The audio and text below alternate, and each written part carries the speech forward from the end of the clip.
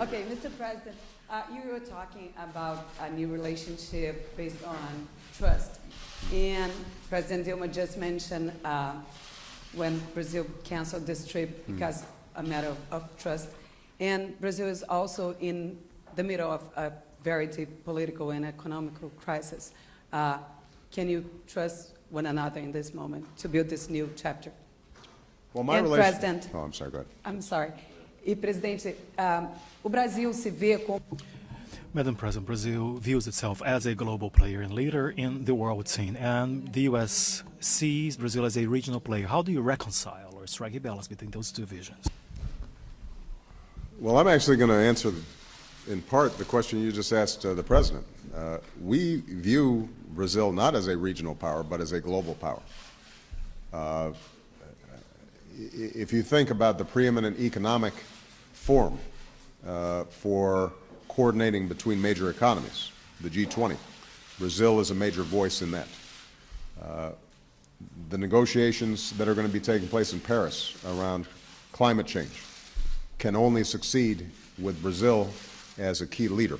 And the announcements that have been made today about their goals on renewable energy is indicative of Brazil's leadership. Brazil is a major global player. And I told President Dilma last night that the United States, as powerful as we are and as interested as we are in solving a whole range of international issues, recognizes we can't do it alone. On issues like global health, we're not going to succeed unless we're working with Brazil and other major countries so that we can identify where there might be the outbreak of a disease, how we prevent it from turning into a pandemic. If we want to be successful on climate change, on countering terrorism, on making sure that we are reducing extreme poverty around the world, all the major countries have to be involved in that process. And Brazil, we consider to be an absolutely indispensable partner in these efforts. With respect to trust, I will say that President Rousseff and I have had an excellent relationship since she took office. I trust her completely. She's always been very candid and frank with me about the interests of the Brazilian people and how we can work together. She's delivered on what she's promised. When we met in Panama, we discussed, for example, the defense cooperation agreements that were just mentioned. She got those through Congress.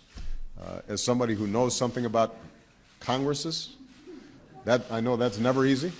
So for her to use political capital in order to get that done, I think is indicative of the kind of reliable partner that she is. And so we believe that this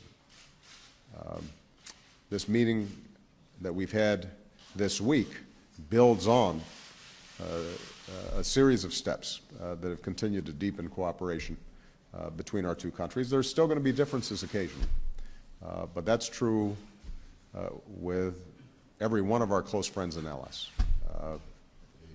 No country is going to have identical interests.